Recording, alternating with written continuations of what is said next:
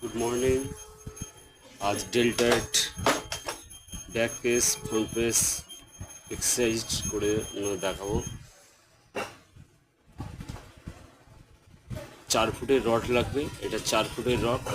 আর এবারে আপনার যেরকম ওয়েট লাগবে আপনি যেরকম ক্যারি করতে পারবেন। আমি এখানে দুটো 5, 5, 10, 20 কেজি দিয়ে ব্যাক প্রেস মারছি।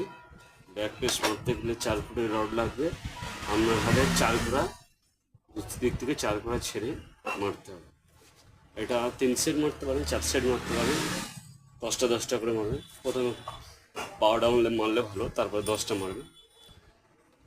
সেম একই ফ্রন্ট প্রেস হবে, তখন এক বিগদা বা থামস আপ ছাড় দিতে হবে, দিয়ে একই তোমার 4 সেট মারবেন, 10টা 10টা করে বা 12টা। এটা